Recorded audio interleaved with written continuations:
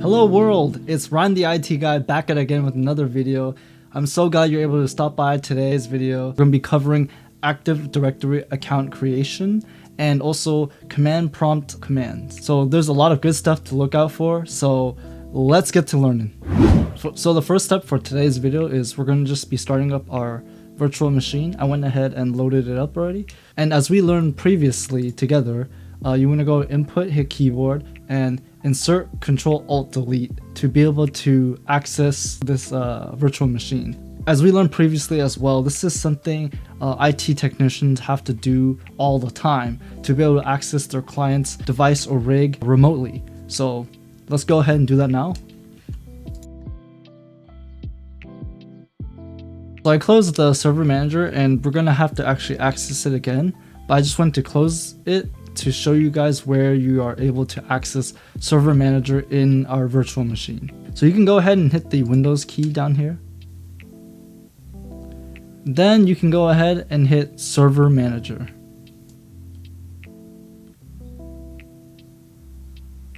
So now that server manager has popped up again, we're just gonna go to tools, and then we go to Active Directory, users, and computers. So this is gonna open up actually what we pinned from the taskbar previously in episode 2. So, but yeah, you can access that here if you didn't pin it to your taskbar. So I'm gonna go ahead and click this now. And as you can see, it pulled up this application. So if we were trying to create a new user account, let's say for a company, we would just go to users, and then you would just right click it, and you would say new, and then you can go to user, and then you can create a new user account. But in today's video, we're going to be learning actually how to copy kind of previous user accounts to make the workflow even more optimal. Okay guys, so another thing I want to cover is, as you see, there is guest user here already, right? It's a guest account. Let's say for the most part, we're trying to look for guest user. So we go ahead, right click computers, and then hit find. And you type in guest, and you hit find now. And as you can see, there's no results that pop up under guest. And the issue is that a lot of IT beginners run into and experience this issues because they're searching only in computers. But you want to be looking in the entire directory. So go ahead, click entire directory, and then run that search again. And now, as you can see, guest pops up. So now I'm gonna go ahead and close out this. KevTech is showing a very interesting advanced tool that we can utilize in Active Directory, and that is by clicking on View, and then you scroll down to Advanced Features. So I'm gonna go ahead and click this, and as you can see, the whole entirety of Active Directory has changed. So we enabled this advanced features option for a specific reason. And so we can go ahead and click into computers again and hit find. And then as again, I'll type in guest, find now. Obviously it can't find guest. And then we can go ahead and hit entire directory again and hit find now. And now again, of course, because we searched entire directory, now Active Directory can find our guests accounts. So why we enabled the advanced features option in the view tab earlier is because now with this feature enabled, you can right click and go to properties and go to object, and you can see the exact OU and Active Directory that the guest account is located in. So for this guest properties, you can see it's under ryantheitguy.com users guest. So now we're going to go ahead and close out of Active Directory. And now we're going to go to Windows, and then go to Windows Administrative Tools, and then go to Active Directory Administrative Center. And then go ahead and select the domain that you created. I'm going to increase the size of this so you guys can see it better.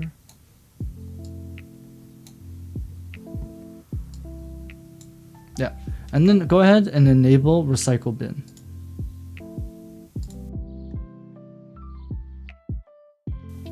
So I think we have to go ahead and hit refresh to enable the recycle bin. So yep, it's enabled now.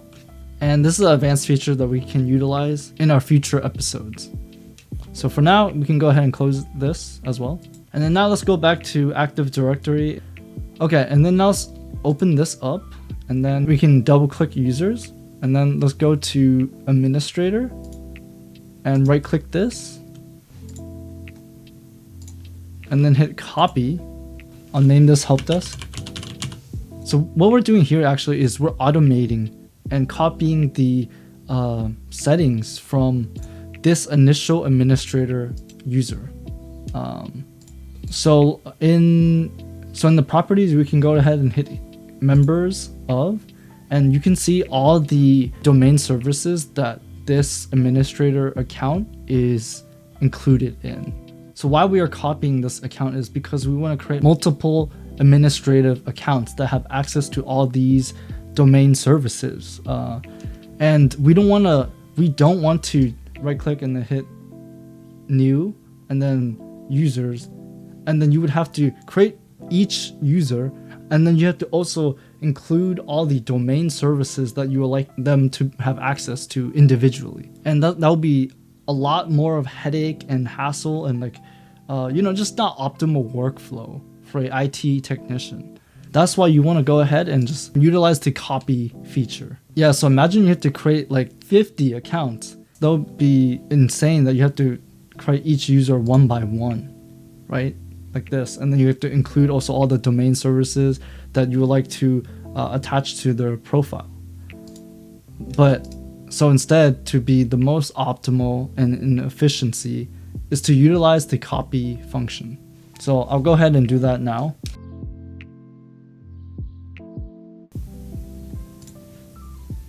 And then we can hit next and then hit finish. And then as you can see now, we have the help desk user account created. And then I'm going to go ahead and right click and hit properties and go to members of, and voila, look, it has this help desk user account has access to all the domain services that were previously in the administrator user account. And I'll go ahead and right click administrator as well to showcase to you guys how they are in the same, how they have the same Active Directory domain services. So if we did not utilize the copy function, we would have to create a new user. I'll go ahead and run through that now. Create a new user. I'll call it helpdesk 2.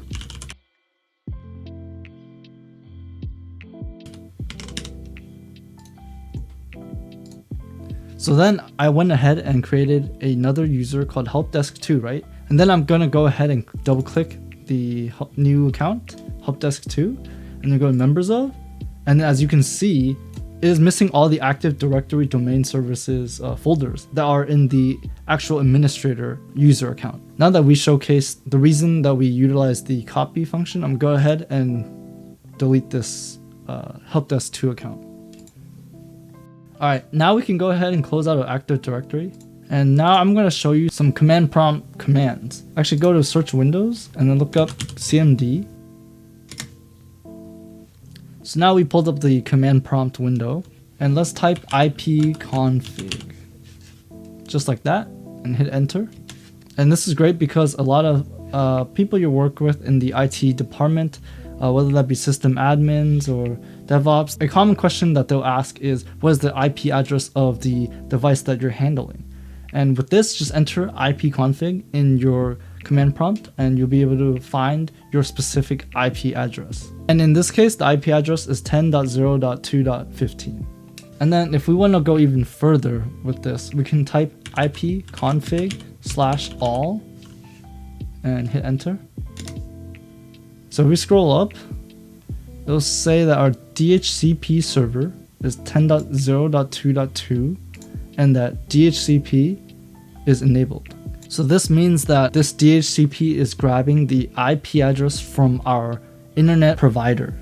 If it says DHCP enabled and it says no, that means you're using a static IP address. And how you would go about creating a static IP address is go to your search bar, type control panel.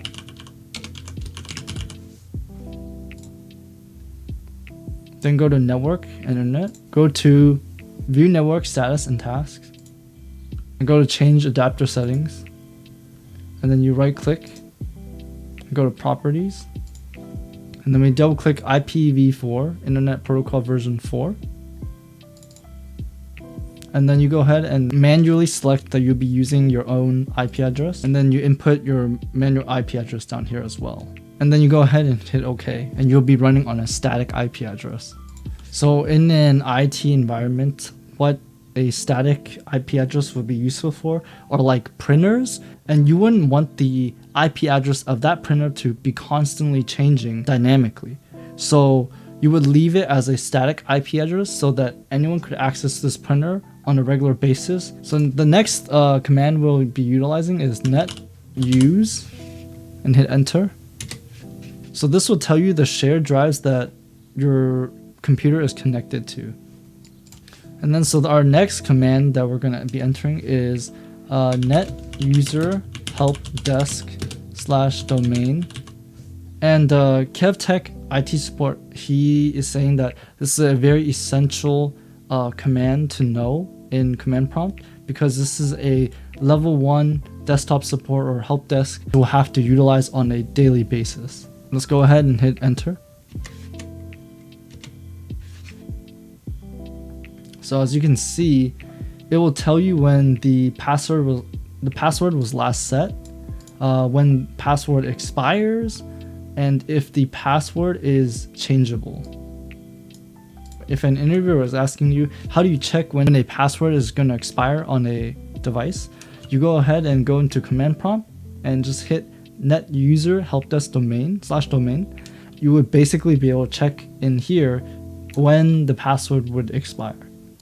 So I'll go ahead and include in the description down below all the commands that I typed out in this video to kind of help you guys be able to remember these commands easier. But yeah, with all that out of the way, I'm gonna go ahead and close out of this virtual machine now, just to show you guys how the shutdown process is. So we have successfully closed and shut down our virtual machine. Alright guys, that's the end of the video. Thank you guys so much for joining me today on this journey, of learning IT together. So yeah, that was part 4 of the Learn IT with Me series. And today we utilized Active Directory to create new accounts, and we utilized command prompt to enter console commands. So I hope you guys learned a lot, as much as I did during the session. But other than that, it's been a pleasure for you guys stopping by the channel. Drop a like down below if you liked the video. Subs if you want to continue on this journey with me of learning IT together. But other than that, it's been your boy Ryan the IT guy, signing out. Later.